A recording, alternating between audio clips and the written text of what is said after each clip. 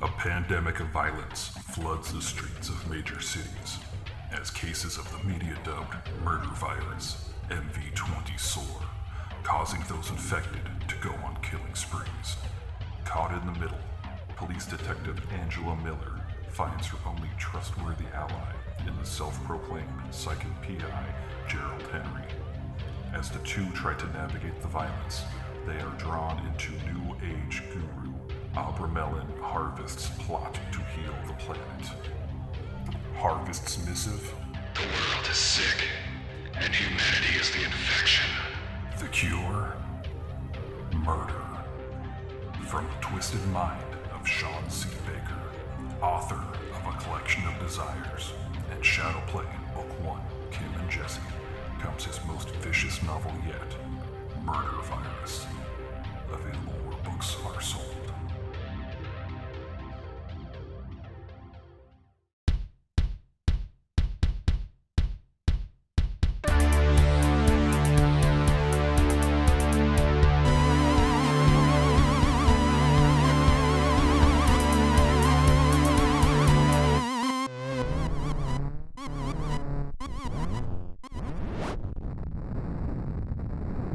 Hello, welcome to the Horror Vision Presents Sharing in Session, a weekly Yellowjackets discussion.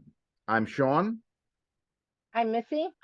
And this is full spoiler, so if you're into Yellowjackets and you have not seen the first 2 episodes of season 2 yet, don't listen to this.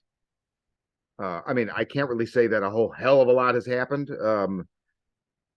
It's kind of why we didn't do one the first week. I wanted to get 2 under just because I didn't feel like the needle moved a lot on the first episode. I rewatched it yesterday. Maybe I was wrong, but we'll talk about that. So, Missy, you just caught up last night. Well, this is going to be episodes 1 and 2 of season 2. You rewatched the whole series in pretty short order, same as me, but you did it like I did it a week ago. You did it this week, so it's fresher in your head. How do you feel about where we are in season 2 so far? I feel good. I like that we're getting to see a bit more of what happened to them, back then. I think season 1 focused a little bit more on right now, and I wanted to see more of that backstory. Mm-hmm. So I feel like we're getting bigger bites now, Mm-hmm. which I think is pretty cool. I agree. The first episode felt like it moved a bit slow for me too. Now knowing where we end up, I'll probably rewatch it, probably before next week to see if I still feel that way. Mm-hmm. But I think we had some really interesting things to come in episode 2. Yeah. Before we get into them, I just want to say to the listeners, so last year, so there were 10 episodes, or I guess it was 2 years ago, whenever the fuck it was. There were 10 episodes, and after episode 9 aired, myself, Tori, and Anthony did a, this is where our predictions for the end of the first season and beyond, right?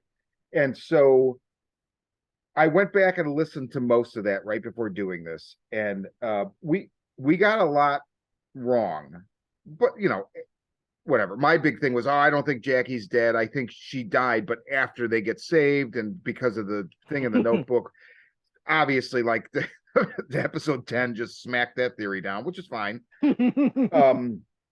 Also, Jackie annoys the fuck out of me, so I agree with you. I can't freaking stand Jackie. I didn't feel that way exactly. Like, I didn't like her so much, but like I don't know.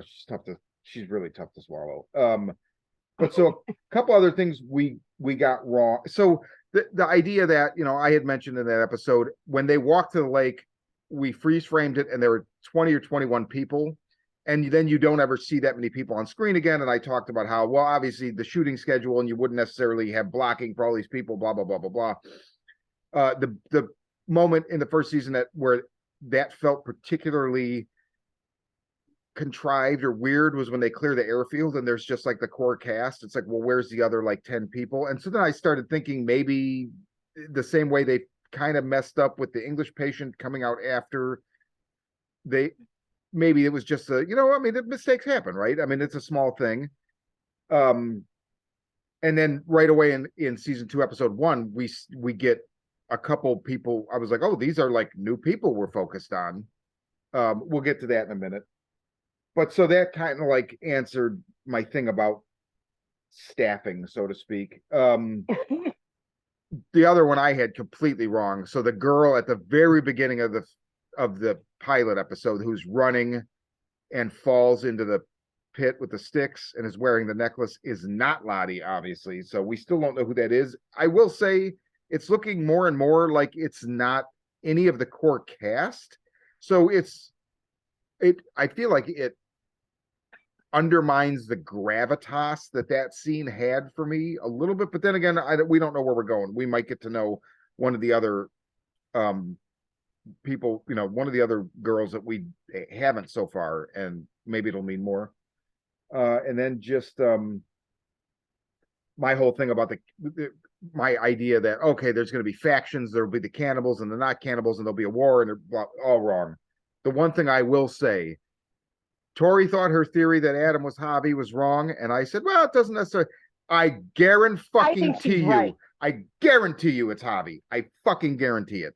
I was thinking the same thing. I remember that, and that was the one thing that had stuck with me from your discussion, because I hadn't thought about that initially. Mm-hmm. And then when I was watching these last few episodes and everything, I am completely convinced it was him. Yes. And to the whole, like the point that is often brought up, and I mean, I think I even brought this up, that debunks him being Javi, is how wouldn't she recognize him? Well, I don't think they ever find him. And they hadn't seen each other in 25 years. The whole thing where Travis is, I mean, he obviously got some closure because of Nat's stage thing with the bloody shorts or whatever, but I really don't think in the flashback stuff, I don't think they're ever going to find him. And so I think they all wrote him off, and there would just be no way Shauna would think he would still be alive. But I guarantee. So anyway, so I just wanted to do that to kind of bridge the gap between that episode we did then and now. And so, Missy, talk about, we could just talk about the 2 episodes as a whole, or we can go episode by episode, whatever you want to do. I think talking about them as a whole and how they connect to each other is fine. So I really liked how season 2 opened with how we start out with those scenes of just the scenescape getting wider and wider in black and white with the trees and the snowstorm and everything. And it really sets up for, I think, where we're going, because we've already started. It's freezing. They can't find food and whatnot, but it makes, they were isolated before, but it makes it feel more isolated. Yes. I mean, granted, they're lost in the wilderness and there's no one around for miles and miles and miles, but I don't know if it's the snow or the pacing, but it feels much more isolated, and it's moving at a more sedate pace. Mm-hmm. However, when we get to the things that pack a punch, they pack a fucking punch. Yeah, well said. And I know we'll come back to it, but the way the last scene is filmed, it's at the end of the second episode is masterclass. Yes, absolutely. It's like that just floored me. The entire scene is beautiful with just those flashes. And just real quick, because it's kind of it's got nothing to do with the continuity, but the needle drops in the first 2 episodes, other than me having to sit through that fucking awful Papa Roach song. Oh, but but which I recognize would have totally been Jeff's jam back in the day, Yes. right? So, wow. It was completely in character, and when it came on, it like I thought it was freaking brilliant. Yeah, it's just like, oh god, I hate this song so much. But Yeah, so but Jeff is kind of he's he's kind of a douche. yeah. That But song would probably have been his favorite song. yeah.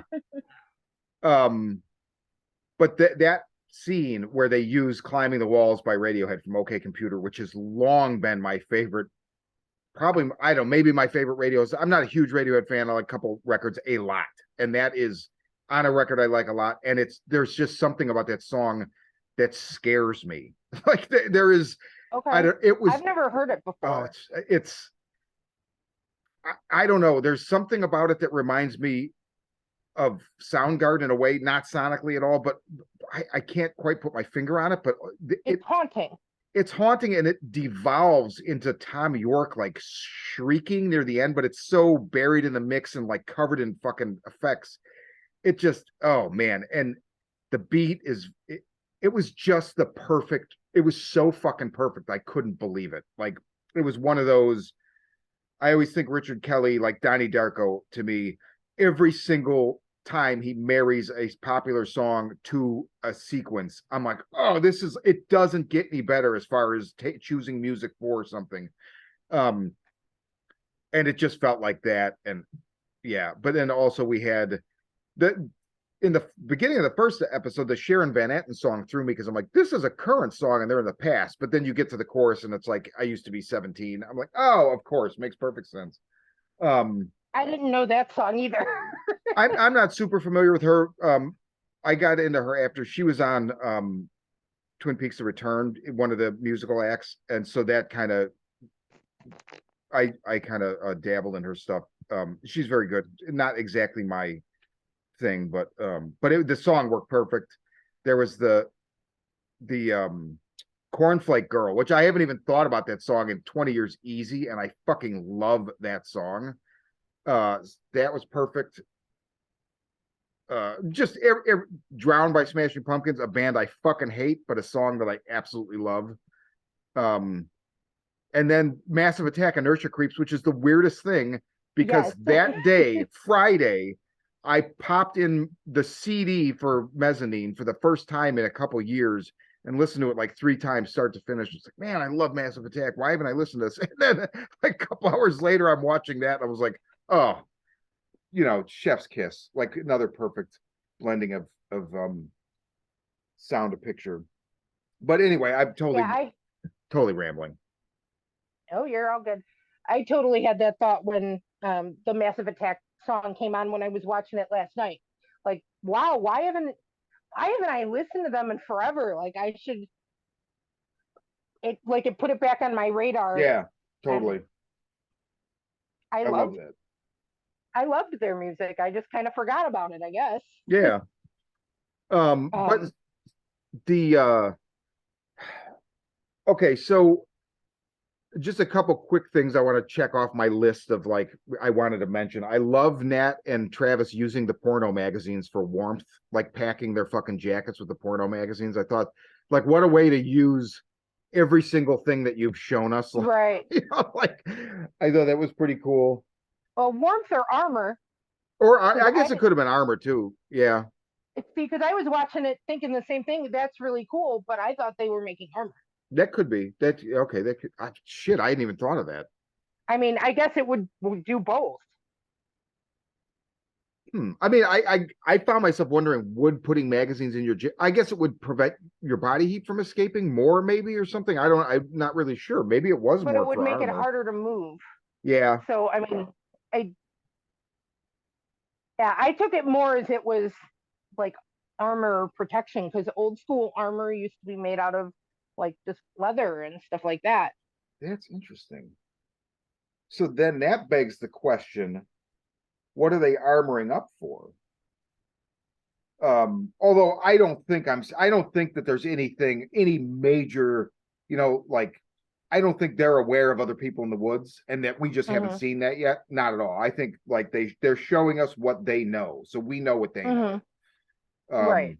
The fact that they're drawing that map and putting it together, and Coach says, "Oh, 7 miles in every direction," Yeah, I thought that was a really nice touch Yeah, with with that they're scouting and making a map. And I liked how in the I think it's the very opening of episode 1 when we first go back to the cabin, that shot where it's just kind of panning around where everybody's sleeping, yeah. but it kind of sets up several relationships just right there, where Oh, you've got like Van and Ty sleeping and their wrists are tied together, yeah, like, which tells you a lot right in that opening scene. yeah. Um, and then we've got Travis and Natalie waking up because they're gonna go out to try and hunt in the snow before dawn. And and then it pans over to Coach, who's awake, like, but who's awake but alone. And then we see, other people that are kind of paired up with, Shauna having a weird dream and kind of pulling the blankets closer because she is alone. Mm-hmm. Like, and it told you a lot about where the characters were at without saying anything. Yeah, And one of the things that I thought made this show awesome and really stuck with me is um, the way they set up these relationships and how they explore the conflict between people. It's like they start out as friendships, and we saw I mean, pretty in depth how Jackie and Shauna's relationship was devolving, mm-hmm. and then we get to where we are now, and oh my god, that it's been 2 months. She's got Jackie's dead body shacked up in the shed, Weekend at and he's sitting Jackie's. like having therapy sessions with her dead best friend for 2 months. Yeah, which I gotta say, I I wasn't a huge fan of the sequences with her talking to Jackie. However, I mean, I guess it's just maybe I feel like I've seen that before, but also that's kind of my problem because I was thinking about it and it's actually really good they do that because it's showing you Shauna's mental state, right? Um, and it also the way that they've gotten they had to kind of get us to the cannibalism. And when season 1 episode 10 ends and Jackie's frozen and it's one of the last things we see, I'm thinking, oh well, she's obviously going to be the one that they eat. But there's still the whole, like, you have to break that psychological, emotional, social more. So they wouldn't just, oh, she's frozen, let's eat her, right? And I think they've done a really good job. Everything about how they get to where they get to at the end of the second episode is really well done. It goes from the ear falling off, Shauna putting it in her pocket to hide it, and then that shot at the end of the first season of episode 2 where she sticks it in her mouth, cut, right? Then she's cutting That was the awesome. arm. Yeah, well, it really was. Then she's cutting the arm, or Jackie's cutting the arm, and she's like, no, but I'm not the one holding the knife. And then you see that and then when they actually approach the smoldering or the barbecue pit, so to speak, she says she wants us to eat her. And I was like, I feel like she touches her stomach at that point. I'm like, is she talking about Jackie wants us to eat her or the baby? It's got to be Jackie. Oh shit. It's got to be Jackie. I just took it. Yeah. I just took it as Jackie, but I mean, that is an interesting thought. I didn't even think about the baby. There's so much shit with the baby where, like, so Kirsten and I went through this thing where we had assumed there's no way Callie could be that baby because of the age difference, right? but then, or not age difference, but like it's, so they went to their 25-year high school reunion. Kelly's in high school, but then in the second episode, she tells the cop at the bar, who she doesn't know is a cop, I'm in my second year at Rutgers. And I was like, oh wait, she's at college. Maybe it is the fucking baby. But then I realized, rewatching that episode, she's totally fucking lying to this guy. Yeah. But then I'm But thinking, he was also lying to her because he was lying to a her. cop. But then I'm thinking, but her and her friend are sitting there drinking.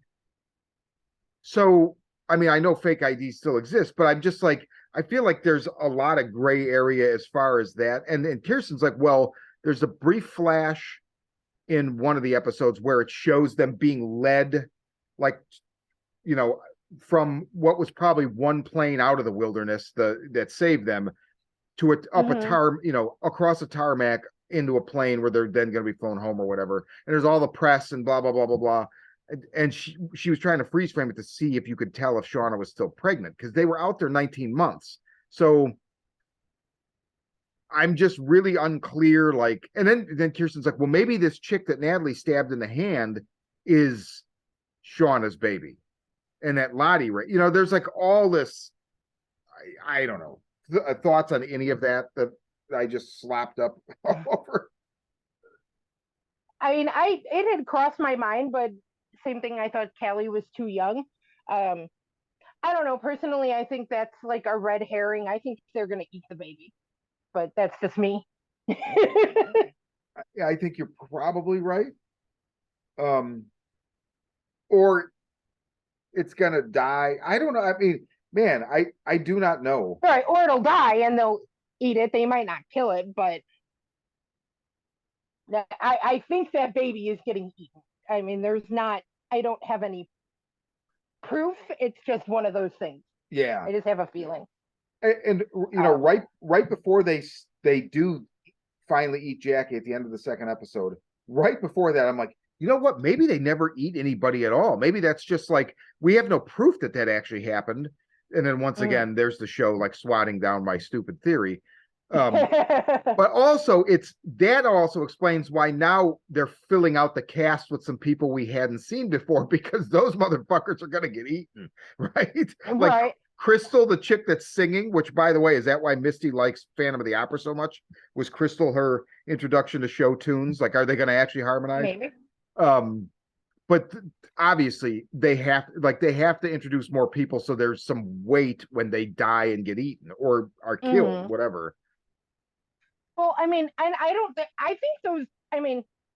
don't think they just randomly inserted new people. I think they were there. No, they were there. There were girls in the background. 100%. Paid attention to. 100%, but they just never showed us any inkling of who they were before. Right. However, Mari, I think it's Mari, yeah. Who they kind of pulled more front and center in the last two episodes. I think that she's going to end up, I don't know, I have a feeling she's going to end up being the girl in the pit. That's a good, yeah, I think you're right. Because we were pretty convinced it was going to be Lottie. And until recently, until they started using Mari a little more, I kept thinking Mari and Lottie were the same girl. Mm-hmm. And it's obviously not Lottie, but they're making us pay more attention to Mari. Yeah. So that would be like a good bait and switch. She's also a bitch. She's like, well, although I shouldn't say that. Like, there's a very good reason why. I mean, Misty's one of those people where, like, if you could put yourself in the high school mind frame, like, she, as far as before the wilderness, you can see why some people just make themselves targets to be picked on by bullies, and she told everything she does, she makes herself a target. And then also there's obviously the resentment they all have about her poisoning them, quote unquote, or whatever. So, but if they knew that she broke the black box or the sensor, whatever you want to call it, in the plane in season 1, they'd fucking eat her. Yeah, right. So I don't think that'll ever come out. Yeah, 100%. She'd be dead. I also think Misty's the one that probably crapped in the piss bucket. Just probably out of spite. for having to go get the water every day. Mm-hmm. I kind of had that thought too. Um, I'm what? kind of excited that it looks like Misty's about to meet her match Oh, with Elijah Wood. He's going to be amazing. dude. So just a little bit that the scene where he Uh-huh. comes into the fuck. So first of all, it's probably not even his mom, right? Like he's probably just staging this where he's bringing her in, like, oh, my mom can only, how is your Right. filtration system or whatever. Um, but they show his shoes and socks first. Like it's like, oh, this is so fucking. So my prediction is they're gonna be right. They're gonna team up but be rivals. They're gonna fuck, and she's gonna end up having to kill him. Just assuming. Yeah, that's kind of what I was thinking too. But I mean, the show continues to surprise us. So Yeah, and just his letter at the end, it kind of calling her out for a meeting. Like he's going to be a male version of her, and it's going to be totally. chaotic and ridiculous and psychotic in the most wonderful way. Yeah, it really gets my expectations up for more insane Misty Quigley, because she's going to probably end up working with them and then have to be like, okay, because he's inviting her to interrogate, quote unquote, somebody, right? So he wants to team up with her. With And so Agent Quigley. Agent Quigley. So he wants to team up with Agent Quigley. But does he know that she knows Nat? I mean, it seems like if he was able to figure out where she worked, then possibly the same way the same way Misty was able to. I got the guy that played the hotel clerk. I fucking loved his entire performance. Made me so fucking happy. Andy Thompson plays Larry, the hotel manager. He kind of had a Richard Jenkins vibe. I just really enjoyed his whole discussion or his whole conversation with Misty.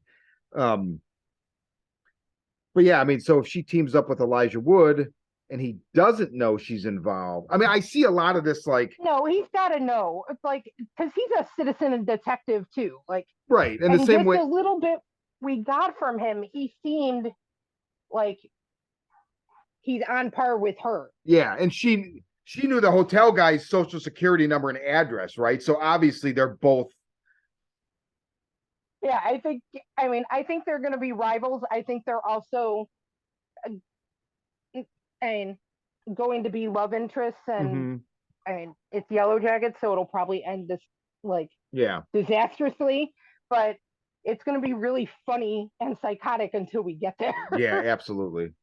Because as if Misty Quigley wasn't enough.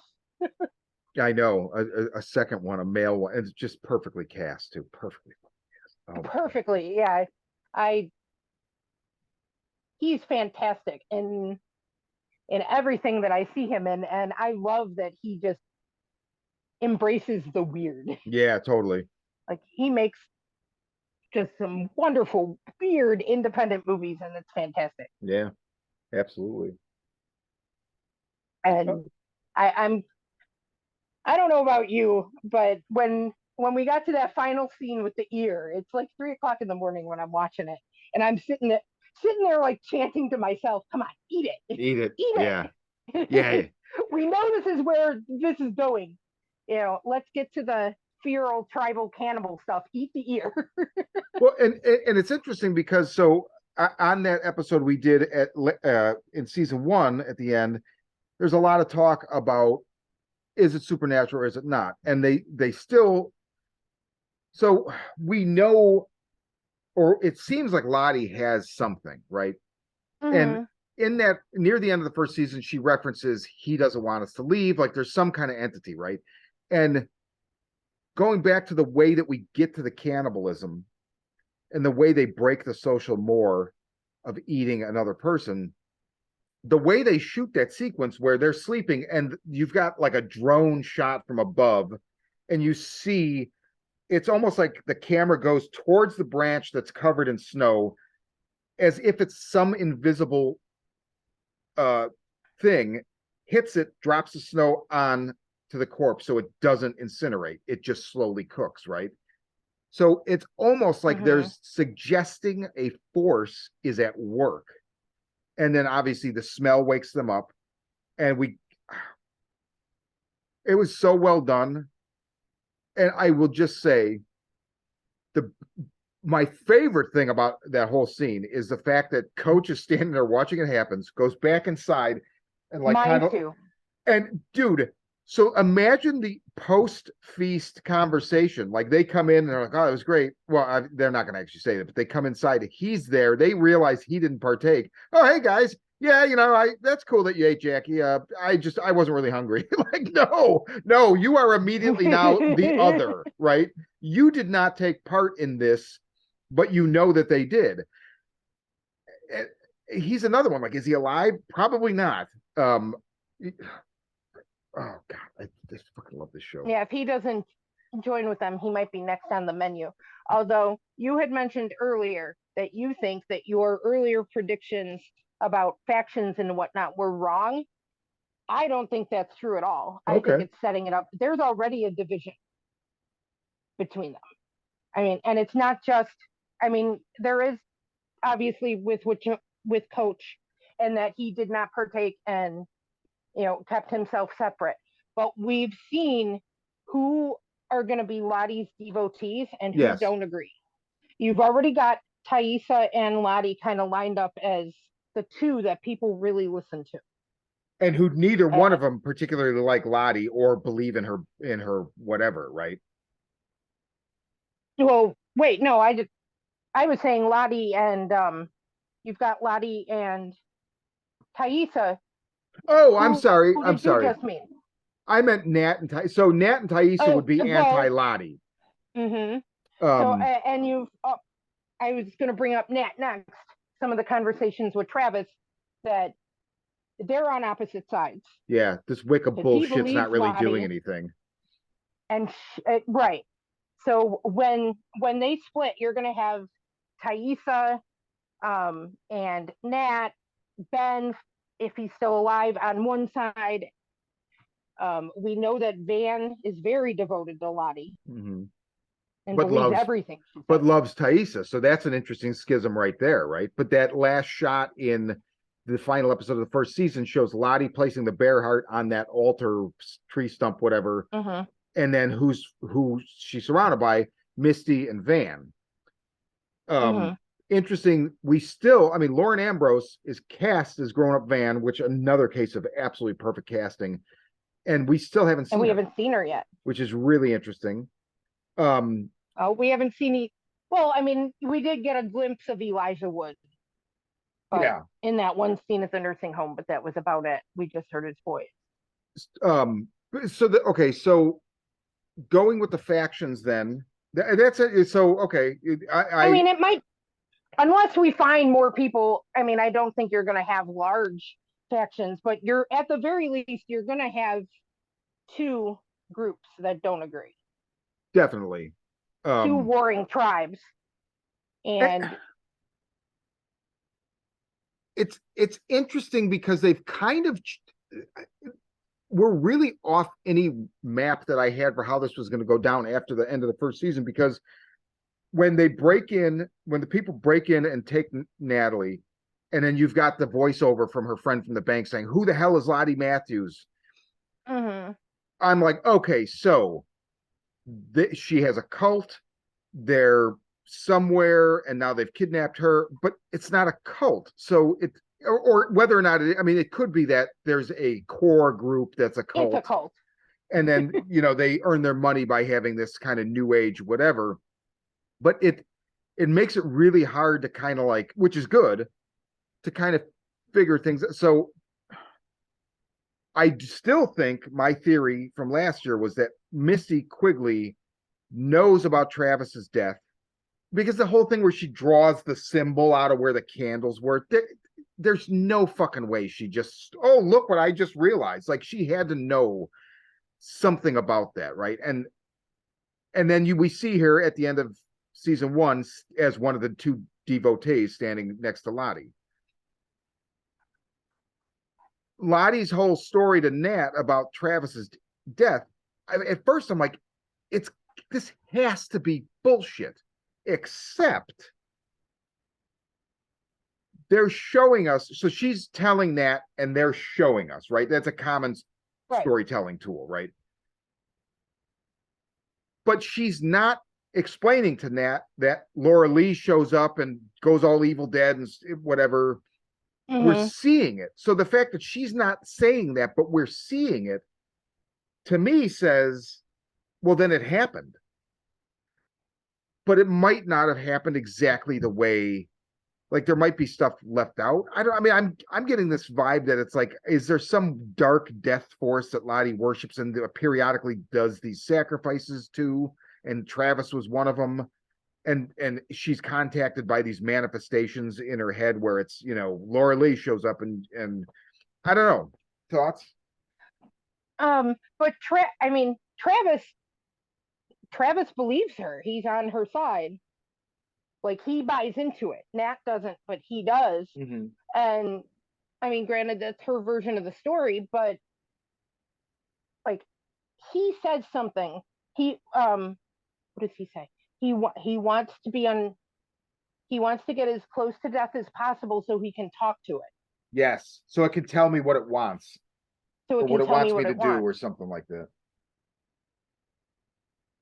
So I mean, there's either, you know, some like supernatural entity or deity in play, or it's shared psychosis, which I mean is also possible. We're getting their version of events. So I mean, if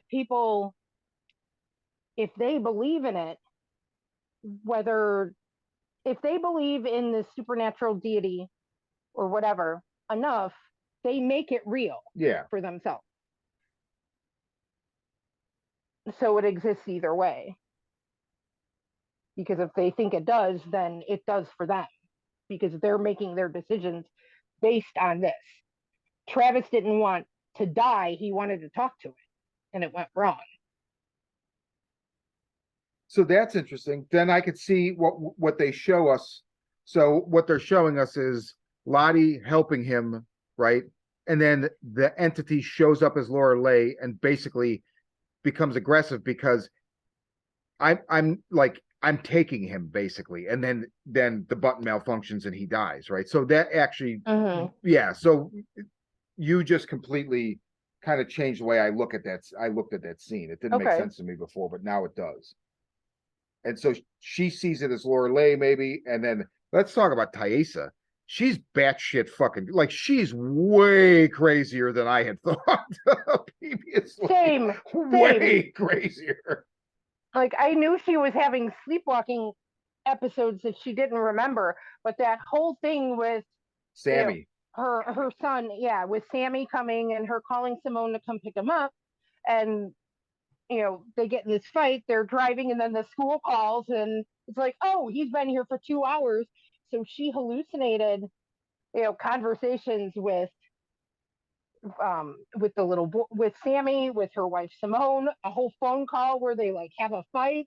None of this shit happened. It's all in her head. No, I think the phone call with the wife happened, and so when that first happens, so then I was like, oh wait, she was sleeping when Moni showed up, so she was dreaming it. But no, because again, they go back in the car when the wife is on the phone with the school.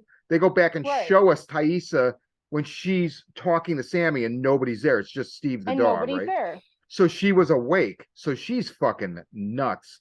And then also, oh yeah, because she's obviously got like a split personality or something going on, because she remembers none of it, and this other person is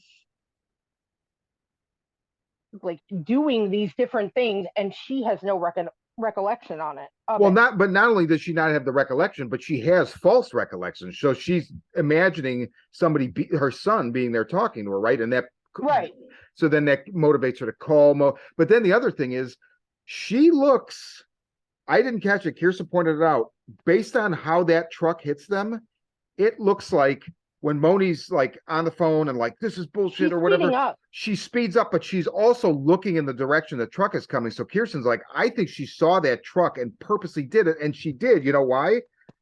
The truck hits Moni. It hits passenger side. So she just solved the problem.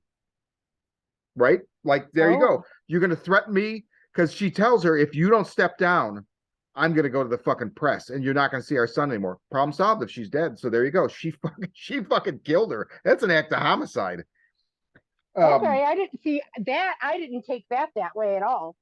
I'm pretty sure that's what it is. I thought I mean, I know she sped up and she crashed on purpose, but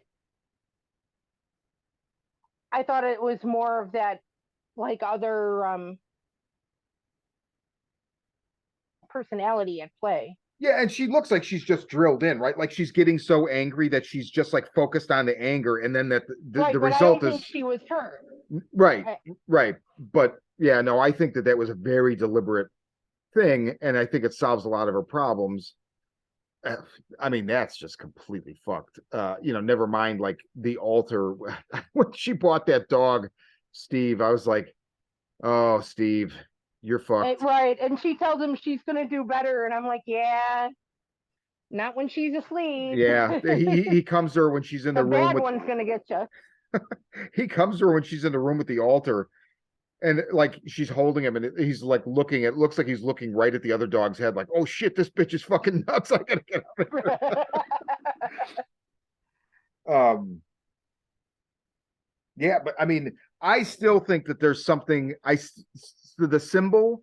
There was talk. I don't remember if we talked about this on that previous episode last year, but I had seen somewhere somebody said, "Oh, those are hobo signs." There's another name for them, but basically, in the old days, hobos that would like go town to town or whatever, they had a language. They had symbols they'd leave that meant like, this town, don't stop. This town, the sheriff will put you in jail. These people will feed you. Where people were that might help you, that might feed you. Yeah, that's not what that sign is. The symbol, because there's nobody fucking there. No, Lottie. It's something from her head because she was drawing it on the window. But it also is there before that. So I think she's drawing it on the window because she saw it's on the trees. That's right. I forgot. It's on the trees. So it predates their arrival. Now, Javi obviously gets to somebody that saves him. And I'm thinking there's got to be some tie between that, the symbol, Adam coming back around. I still think the symbol is a post-hypnotic trigger that triggers some of the shit in them. I mean, maybe it could just be PTSD too. As soon as they see that symbol, yeah, it's gonna draw up nothing but bad shit for them. But and then so the scene where Ty almost sleepwalks off the cliff and Vanessa stops her, right? So she's following the eyeless man. So do you think, this is a two-part question, do you think that means he was trying to kill her? And B, when that scene ends, when it resolves, so Ty is awake, Van saved her, the camera pulls back, the symbol's on the tree right by that cliff. So I don't know, do you think the eyeless man was trying to lead her to his death? Like, he seems like a personification of death to Ty. I mean, I thought he was just, we've been seeing her hallucinating. I thought she just hallucinated him. I guess I didn't think of him as a real person. I was trying to see if he was still in the beginning. I think he is. Season 1, he flashed in the credits, and I was trying to see if he was in the new credits, but if he was, it was really quick. I couldn't catch it. I mean, he's definitely not a person, but I think he's some kind of manifestation of something, and it could just be the same thing that Lottie is seeing as Lorelei show up or whatever, like whatever that is. Could be. I mean, because that's kind of what I've always thought about religion as a whole. Mm-hmm. Like, what we call magic, other people call God, and what people call God, there are a zillion different words in a million different races, civilizations, whatever, I think humans are connecting with the same thing and we're all calling it something different. Yeah, we all put a different So, lens on it, right? right. So for Lottie, she sees Laura Lee because that friendship is probably part of what puts her on this path as being a cult leader. Yeah. Because Laura Lee thought that God was speaking to and through Lottie and that she should trust the visions. So this is interesting because it really does make me think back to to Lottie's story with Travis, and um I he think she's telling the truth. I think she is now She too. omitted things. I think yes. I think he did put the symbol. If he was trying to contact whatever that is, Mm-hmm. he would have put the symbol there. But so then at some point that means they somebody learns what that symbol is, right? Right. So that's just still something we haven't seen. I'm curious how grown up Van, like where she's going to be, or any other people. Oh, man, I'm I'm really interested, especially because I feel like both these episodes moved a little bit slowly, which was fine because you want it to, because it's setting up the isolation. Oh, we're gonna have some as it gets deeper, we're gonna Yeah. have some batshit crazy. I think there's just gonna be an episode where it's like, oh shit, it just goes off. Well, that's kind of what happened in the last season. Doom coming kind of Yeah. just went insane. I mean, it's one of the best episodes they've done, but everything about that episode was batshit crazy. I I wondered too. So during Doom coming, Javi's hiding. Shauna runs out. They're chasing Travis, and she goes, "Run!" Right, and Mm-hmm. he's tripping, and she looks all fucked up, and her voice is all fucked up. Mm-hmm. When grown-up Shauna and Jeff go to his art studio in episode 2, season 2, episode 2, and they're looking at all the pictures of Shauna that he's painted or drawn. When they have sex, so Jeff bends her over the workbench or whatever, and the painting directly, we see his perspective, and it's a painting where her face is all fucked up, and I think Mm-hmm. it's a representation or like a memory of that moment from Doom coming. Oh, okay. Because all the rest of them are normal, right? It's Sean. It's weird that there's none of her as a teenager, if that is Javi, but I don't care. It's Javi. I'm sticking to that until I'm proven wrong. You wouldn't. I mean, obviously, it wasn't a good experience for them. So, I mean, he might have blocked a lot of that out too. Yeah. But that image would stay with you.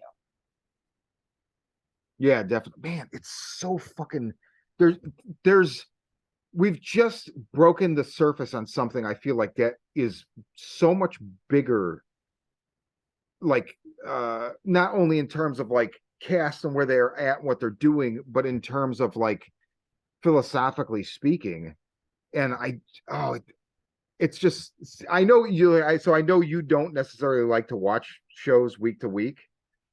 I have a hard time sticking with watching things week to week because I don't connect with the story in the same way. The fact that we're doing this podcast will make it easier because I'll be making sure I'm watching it week to week Mm-hmm. so that we can talk about it after. And then once it's finished, I'll just watch it again as a chunk and find all the things I missed. That's what I'm thinking too. Yeah. I have a hard time with watching things week to week because as somebody who connects deeply with stories and likes to binge things, I'll have these big chunks where I'm in that story Right. for I binged it all in like the past week again, and while I was doing that, I'm in it, and I'm picking up on how different characters are feeling and reacting, and how would I process that kind of situation and whatnot. When I watch it week to week, I feel like I miss so much, and I don't connect with anybody. Like, all right, I still haven't finished The Last of Us. I'm about halfway through because I was trying to watch it week to week and then I got distracted and forgot. And now I haven't finished it because I didn't connect with it that way. I got distracted by Yellowjackets and that kind of thing because I could go in deep. Mhm. Now that it's all up, I'll probably just have to watch The Last of Us over as a chunk to get the whole story because it feels like little things fall through the cracks and I don't connect with it as well and then I don't care and I forget. I get distracted. I could totally see that. There's a momentum that you gain when you binge something. I would argue if the show is good enough. So Breaking Bad was really the first show after, I mean, obviously, we're old enough where like TV wasn't, you didn't always have binging as an option, right? That's that Netflix invented that essentially. Unless you waited for the DVDs to be released and then whatever. But Breaking Bad was the first one where when I got into that, like right before the second season, I loved watching it week to week because you get this, when the episode ends, it's like, no, what the fuck, no, and it carries you. So it's a different kind of momentum, but you're 100%. There's a more immersive momentum when you can watch everything in a couple short sittings, right? This definitely has that. This to me has that momentum. I can see that. I remember us having a similar discussion when I watched Breaking Bad because you had been watching it week to week. I binged it all in a very short time so that when I came to you, we could finish watching the ending season together. Yeah, because you came out right before the finale, and so I think didn't we binge like that last season where it was the like last season, and then I went with you to the party and where we watched it. Yeah, but so we watched like 6 or 7 episodes in like a day. It was like season 6 part 2 or whatever. They broke it up all weird. And previously, I had watched all of it like within a couple weeks. Yeah. And there were a couple major cliffhangers where I'd message you afterwards and you'd be like, okay, well, I had to wait a whole, I had to wait months to find out about that, and you're just gonna go change the disc. But I loved that experience, just like I love this experience where like, I'll never forget the episode where it's like, where Uncle Jack shows up and I'm careful spoilers even now. I mean, it's been fucking how long, but like major characters get killed. But like that, there was an episode that ended, and I remember being like, "No, are you fucking kidding me?" Like, no. But it was still like I loved having that, and so that's like this now where, I mean, the end of the second episode, it just really introduces.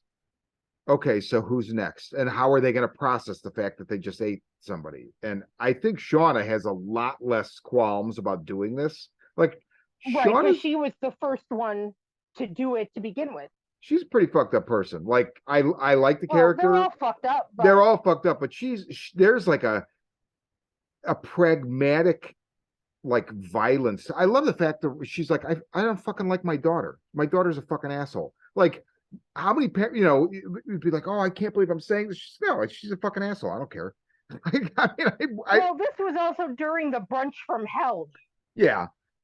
Like, that's a high stress situation. But also, like, it occurred to me, so we see Callie pull, like, what's left of Adam's ID from the barbecue, right? And I said to Kirsten, I feel like if this continues along this path, I'm not 100% certain that present-day Shauna wouldn't kill her daughter to save her own ass. Like, not 100%. Like, I wouldn't put money that on her not killing her. Right. I mean, Shauna definitely has some sociopathic tendencies. Yeah. I mean, it's kind of funny when thinking about all of the main characters that we know are still alive. Nat is the most well-adjusted, and she's a fucking drug addict. Yeah, she's a mess, but she's still probably the most well-adjusted. I mean, because you've got Misty who's injecting fentanyl into cigarettes and kidnapping people to the tune of Phantom of the Opera, which is just wonderful. Yeah. Thaisa has some kind of crazy split personality where she's killing things and doesn't even know about it. I mean, how about that?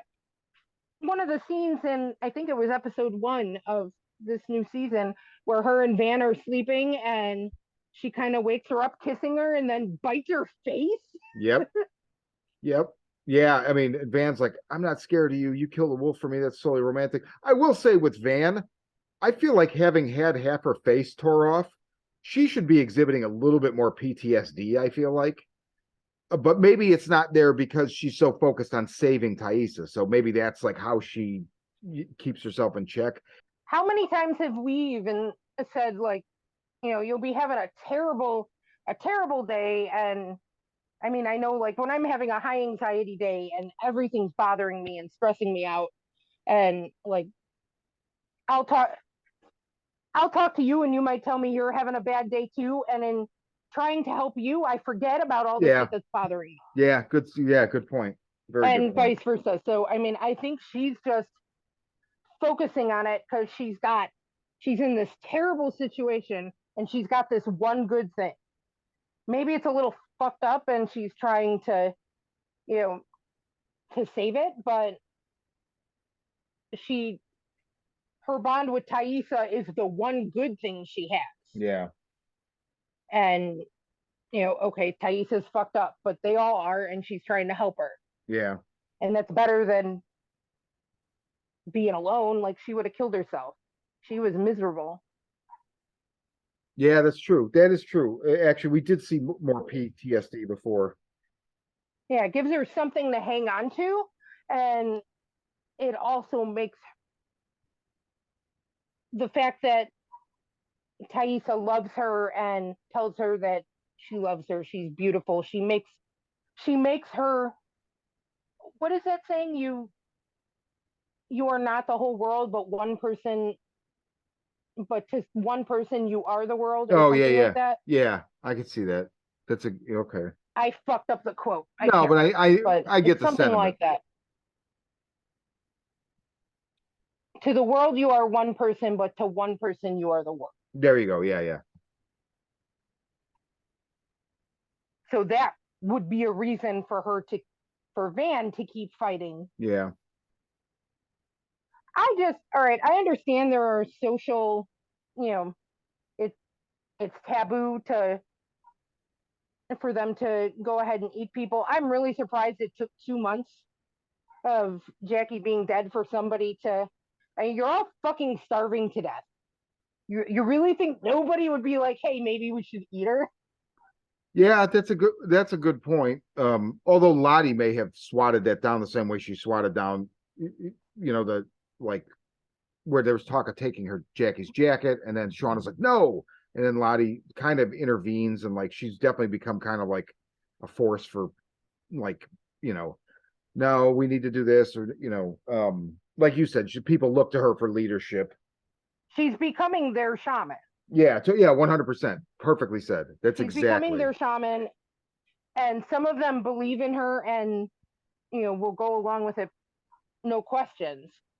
And then you have a few that don't. Yeah. I mean, like I said, that closing scene, just everything about it is fantastic, but the part that's more impactful is when it pans over and you see Coach, who is just horrified and hiding, and you're thinking, okay, well, if you don't, I mean, you have one leg and you can't fight off a tribe of feral, crazy, cannibalistic teenage ladies.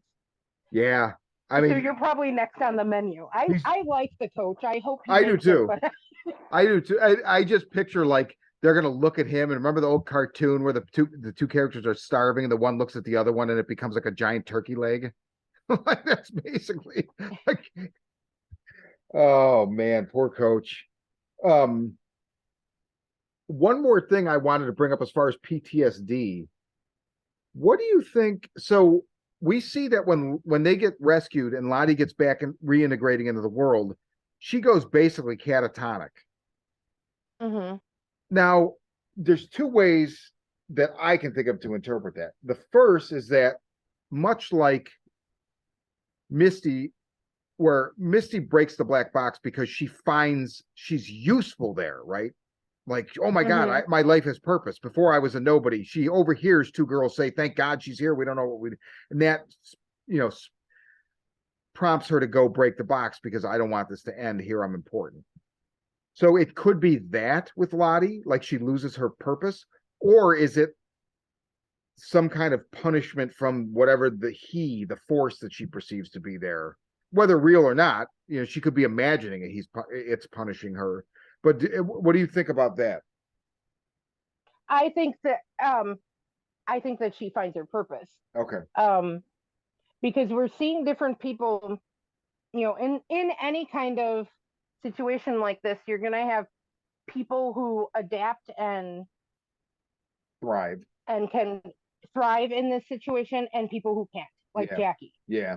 Jackie I mean, she didn't pitch in. She wasn't very self-sufficient. She froze to death because she couldn't even start a fire Yeah. herself. Whereas other people have, Natalie has become a hunter. She didn't until this. She was kind of a stoner burnout who kept to herself. She didn't, and here she's a hunter. Yeah. You know, in the real world, Lottie was. I mean, I think she definitely has some kind of clairvoyance, or she's had Something. dreams that have come right. And her mother but believed that she saved them because of the car accident. Her father took her to a psychiatrist. They Right. put her on meds. In the real world, Lottie is, her parents think she's crazy and she's medicated. There, she's a shaman. And Yeah. we're seeing it with different people. You're right. Um, you You're know, 100% right. Misty, Oh, and who was go ahead. Misty, who was picked on by, I mean, and they don't like her here either. But, and again, she's very resourceful. She is very adaptive. She retains things. She's learned things that have been useful to them. Yeah. So here she's important. There she's not. Although it's interesting, she fucked it up for herself because she was very valued until the mushroom incident, and now she's not at all. Right. Right. So she actually created her own hell. Right. Which, yeah, that's interesting. But also, like Nat, now that you say that, 100%, the way Natalie is in present day, that you can draw a comparison to soldiers that come back from combat, Yeah. and they can't reintegrate because that was their purpose. And so that's 100% like Right. what we're seeing with Nat is like she is a hunter. So they all, And again, she's the most well-adjusted of all of them, and I mean, she's broken, but she's real. yeah, She's genuine. man, I was really excited to see Kevin Tan back, I was too. And even if he's just the homicide detective. I was really excited to see him back. I would like to see him and Natalie help each other yeah, I agree. I totally agree. because he seemed like he would be good for her, and she's going to self-destruct on her own. But I also loved when, all right, so she gets kidnapped at the end of season 1, Mm-hmm. and wakes up at Lottie's, I don't know, commune, whatever. She wakes up there, um, breaks out, stabs somebody with a fork, and then confronts Lottie in the middle of some kind of service with she's got like a club or Yeah. a piece of a baseball bat or something, and it comes out of the shadows like, I'm coming for you. Yeah. I love Natalie so much. She's by Yeah. far my favorite character in both versions, Yeah, I would both her agree.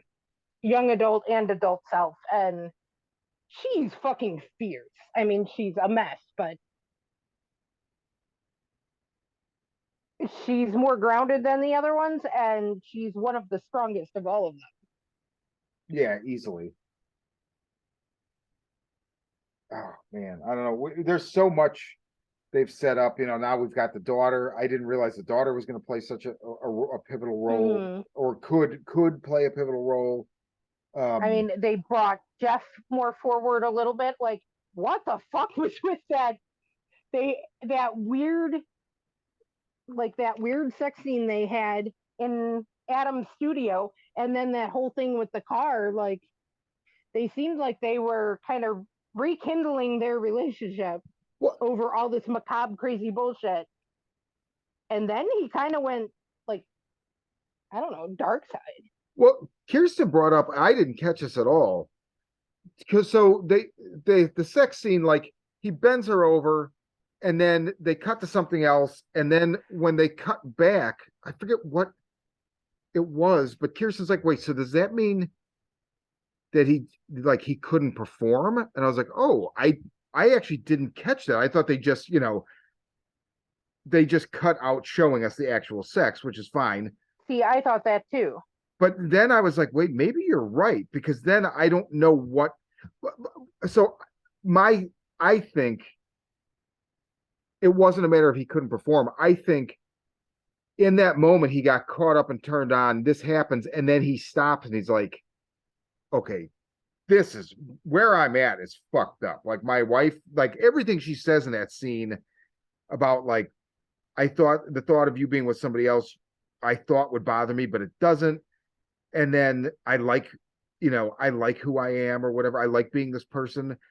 And he's got to be thinking, okay, well, she's not just talking about like weird sex stuff. She's talking about like, if she's telling me at this moment in time, I like the person I am, she just fucking murdered somebody.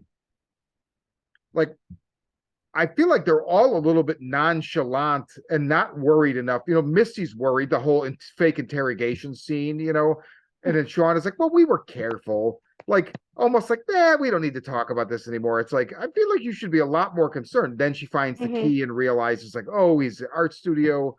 I felt like they went about defacing the pictures in the dumbest way possible. Right. Why didn't just burn it down? No, not even. They could have just taken turpentine and affected the face enough where it would have looked like Adam Style was painting this woman with a fucked up face.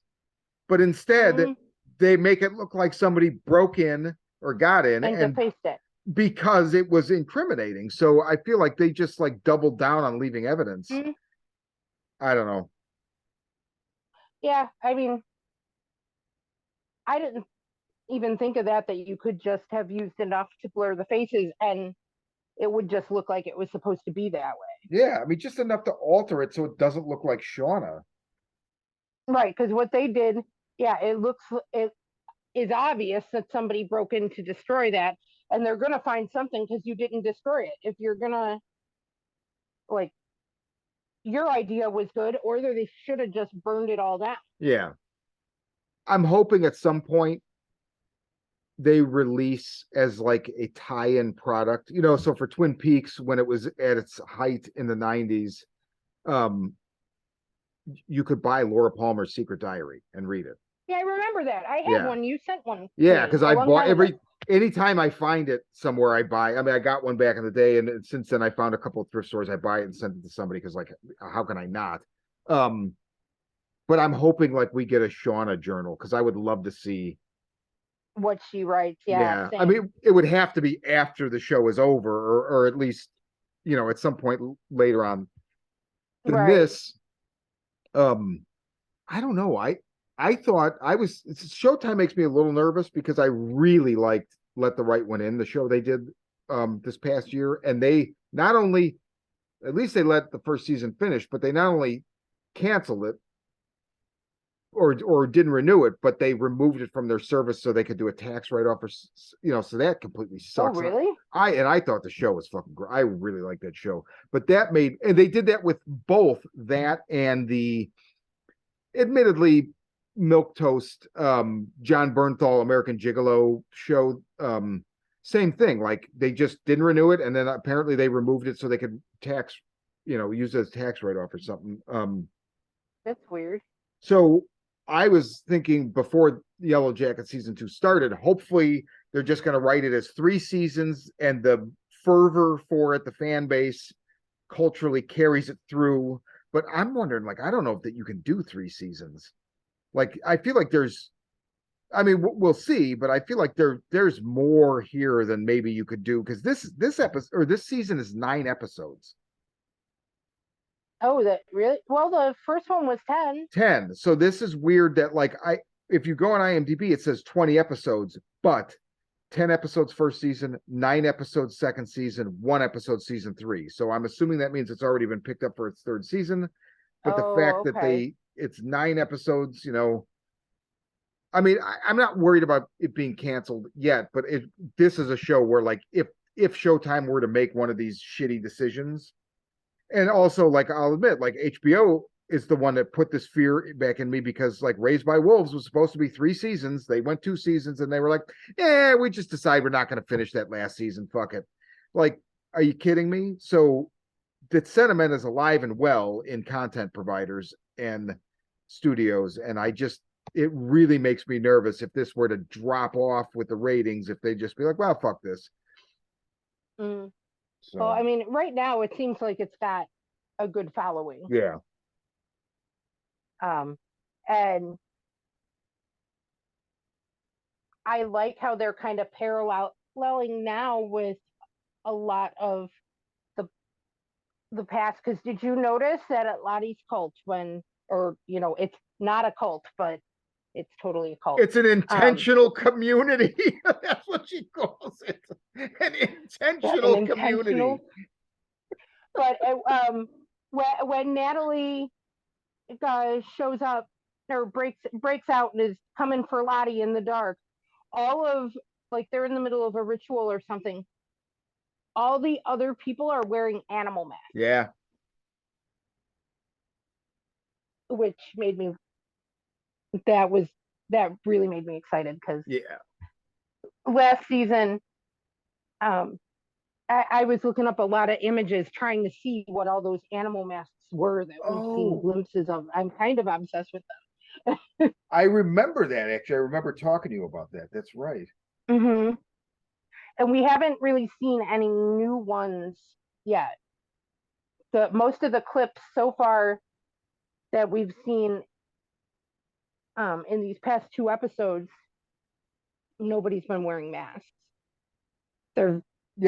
But, as far as the survivors in the cabin, right? Mm-hmm. Yeah, and we know they get back to it at some point. Yeah, and I love that we're getting, like, there will be different scenes where something will be happening, and you'll just get, like, a flash of an image that you barely see, but it's just long enough to register that, it was, like, the antler queen walking down this tunneled hallway. Yes. Or Yeah. They were doing it at the end of episode 2 with the cannibal dinner scene too, where you've got these long bright shots of everybody all dressed up like in medieval times or like mythology. Romans. It looks like a Roman, like, celebratory dinner. You know what? You're right. Romans, because the first episode is Friends.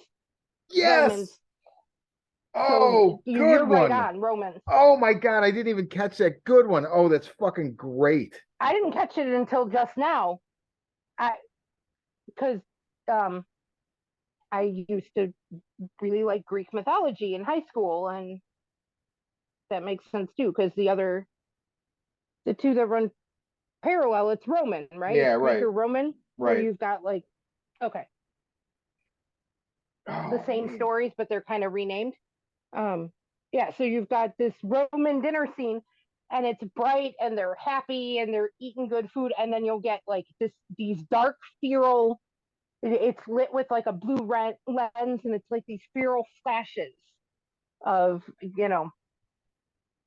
them eating Yeah. Jackie, and it's fucking amazing. But they've been doing these flashes throughout where we'd get like a flash of the antler queen walking down the lit hallway, or all these different things that are just like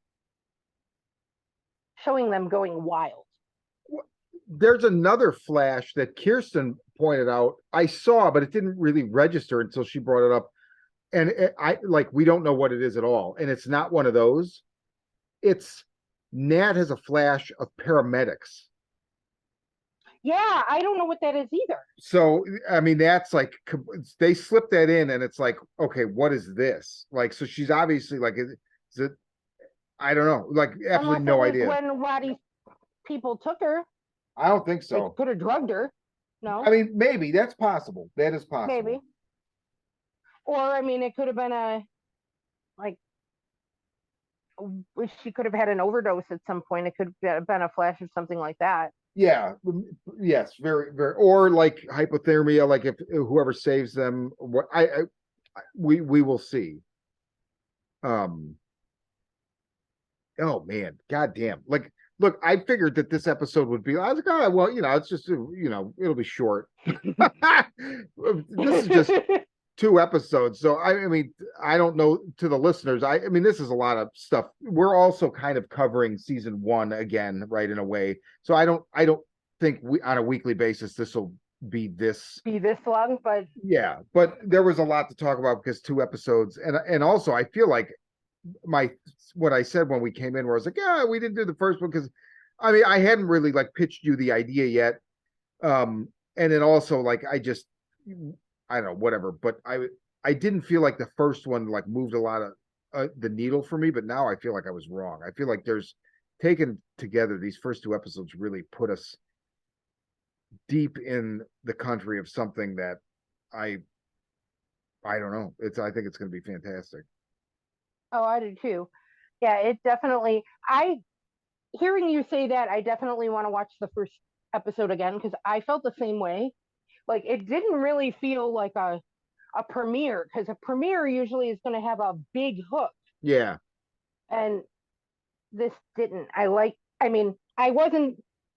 We're saying it moves a little slow, but it's like I wasn't bored. It was interesting. It was definitely good character development and everything. It's moving at a more sedate pace, and I think that's intentional because it's winter and they're starving and everything is slowing down. Yeah. So I mean, I think that's on purpose. But while there was plenty that kept me interested, there wasn't any big hook except for the last 30 seconds where I'm sitting there chanting "Eat the ear." Eat the ear. Eat the ear. But then we go into episode 2, and then you've got a couple big hooks. Yeah. Because I'm very interested to see what happens with, our citizen detectives, Misty, Quigley, and now her male counterpart in Elijah Wood.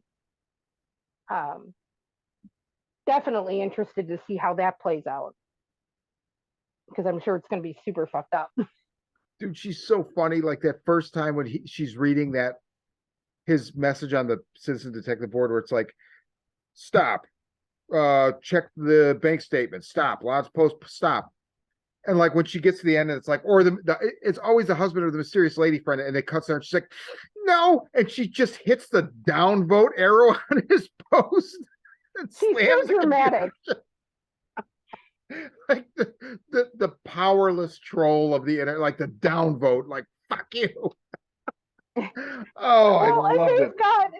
They've already got like this kind of cute psychotic connection. Yes. When he walks in with, to that nursing home to check it out for his mom, who I agree is probably not his mom at all. No. it's either somebody that he hired or somebody he's terrorizing. Yeah, yeah, exactly. But like he looks at her and she gets all her feathers ruffled. Like they have this connection, and it's probably going to be like just flirty and awkward and psychotic. Yeah. He's going to be just as nuts as her. Yeah, like, what was his name? Like putting the sick in forensics. Yeah. And she's like Lady African Gray or something. Yeah, yeah. Of the bird. Oh my god. Fuck. She's so fucking crazy. So crazy. So crazy. And like even going back to season 1 and the stuff with the mushrooms in the soup, and that she poisoned them.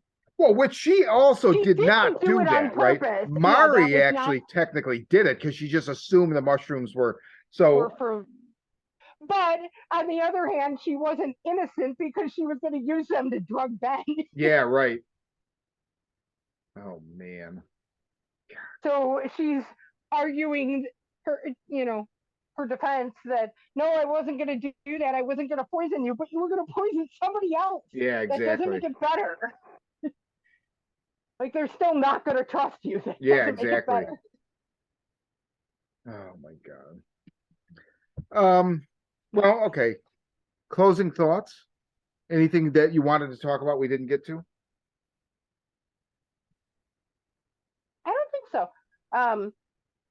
I'm just anxious to see what they throw at us next, because the two big hooks for me were I want to see what happens with Misty and Elijah Wood, which I mean, Misty Quigley is one of those characters you just love to hate. Yeah, totally. And Christina Ricci, I've never been attached to her in the past, and I love her in this. I know it's totally changed. I mean, I didn't have anything against her, but she just was not a draw in any sense. Right. I hadn't seen a lot with her other than like Tim Burton's Sleepy Hollow, which I fucking hate. And now I like, oh, she's in it? Okay. Like it's like almost a draw. Like, oh, maybe I'll check that out. Right. And Natalie has threatened cult leader Lottie that she's going to find a way to end her. Mm-hmm. So I'm interested to see how that plays out, because I feel like that is going to parallel what happened in the past, because those are opposing forces. We were talking earlier about who's on Lottie's side and who isn't. Nat's been very vocal from the beginning that she doesn't agree with her. Yeah.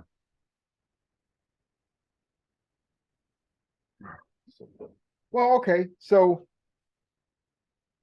we'll be back next week with probably a considerably shorter episode, but with more to talk about, and hopefully no more fucking Papa Roach though.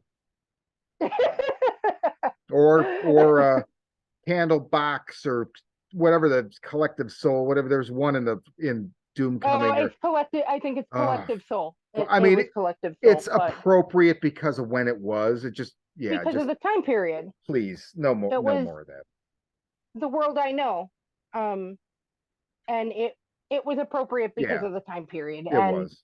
Papa Roach was. I don't like the song either, but it was well timed, and it made me laugh when it happened, because it sums up Jeff's character perfectly. Yeah, it does. Yeah, you're right. Chicken nugget department. And we've been waiting for a season and a half, and we finally gotten to the cannibalism. It's been confirmed. Yes, it's been confirmed. So, all right. So we'll be back with another episode next week. But until then, for the Horror Vision Presents Sharing in Session, I am Shawn. And I'm Missy. All right. So let me